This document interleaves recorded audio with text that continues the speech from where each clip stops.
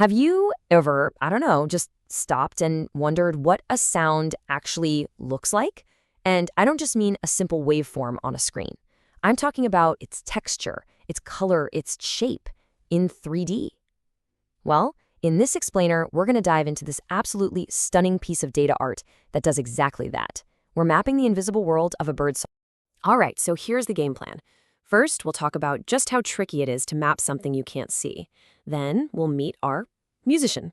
After that, we'll look at the first step in seeing sound waves. And then we'll decode the song's DNA, so to speak.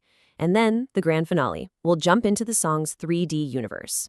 And of course, we'll wrap up with why any of this really matters. So the basic problem here is, well, it's a big one. Think about it for a second. How on earth do you take something as quick and fleeting as a bird's song and turn it into a solid, explorable map? How do you give an actual shape to sound? Yeah, so that's the big question, right? What if you could actually see it all? Not just hear it, but see the crazy, intricate patterns, the little shifts in pitch and tone. That is exactly what we're about to unpack. Okay, this is our destination. I know, it looks incredibly complex at first glance, but what you're seeing is this beautiful mashup of biology, sound science, and data art. And don't worry, we're going to break down exactly what's going on here. But before we can even start to decode this map, we need to meet the artist. You know, the one who actually created all the raw data for this whole thing. Because this incredible visualization, it all starts with a single living, breathing creature. So, if you look down at the bottom there, you can see our musician. It's a Blackcap.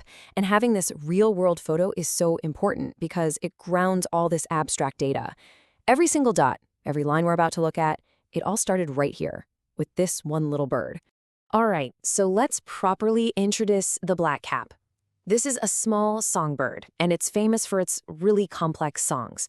That makes it the perfect subject for this kind of super deep acoustic analysis.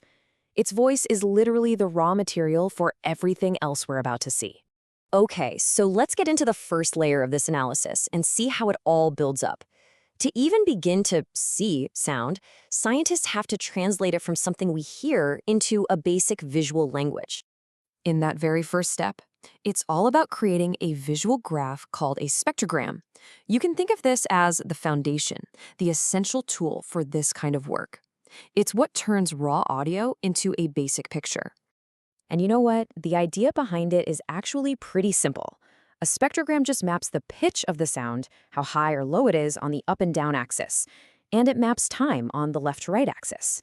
Then, wherever you see those bright spots, that just means there's more energy or loudness at that specific pitch at that exact moment.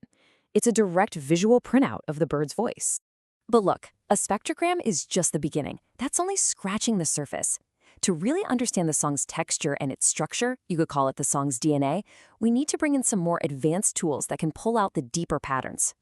So here we've got two of those more advanced tools. On the left, you see something called a spectrogram. Its job is basically to separate the main note from all the extra stuff, the harmonics.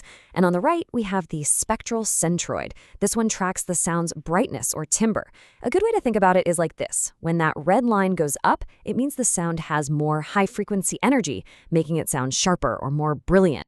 And now, it's time for the main event. All those different pieces of data we just talked about, the pitch, the time, the brightness, they all come together to build this incredible thing you see at the center. We are officially entering the song's 3D universe. Now, the key thing to get here is that this isn't just a static picture, it's a dynamic map. You can almost think of it as the bird's vocal flight path. The song is literally traveling through a space that is defined by its own properties. We're watching the song build its own structure, moment by moment. Okay, so let's break this big thing down. It's actually pretty straightforward when you look at the pieces. First, you've got the nodes. Those are the colored balls. Each ball is just a tiny little segment of the song. Second, you see the connections, the white lines that link them all together. That's just tracing the song's path over time. And third, and this is super important, you've got the colors. The color of each ball tells you something specific about the sound at that instant, and as we're about to see, what that color means actually changes. And this is where it gets really clever. For the first 10 seconds of the song, the color of the nodes is mapping that brightness we talked about, the spectral centroid. Blue is low, yellow is high. But then, bam, it switches. From 11 seconds on, the color starts to map something called spectral flux. Now, that's just a fancy way of saying it's measuring how fast the sound is changing. This switch is awesome because it lets the researchers see two totally different things about the song as it happens. First, its quality, then its volatility. So, okay, we've got this incredibly detailed, honestly beautiful map of one bird's song. But so what? Why does this matter? What's the bigger picture here? This is really the whole point. What we're seeing is a new way to translate raw, messy sound into a clear visual language. It gives scientists a brand new lens for seeing patterns in how animals communicate. Think about it. They can now visually compare the song signature of one bird to another. They can track how a bird dialect evolves across a whole region, or even see how a song changes when a rival bird shows up. These are complex patterns that would be totally invisible, completely hidden, if we were just listening with our ears. There's a quote that just sums this up perfectly. It calls this a beautiful fusion of ornithology and data art. And that's exactly what it is, right? It's not just science and it's not just art. It's this genuine fusion where visualizing the data actually makes the science better, and in the process creates something that is just genuinely beautiful to look at. And all of this leaves us with one last, pretty fascinating question.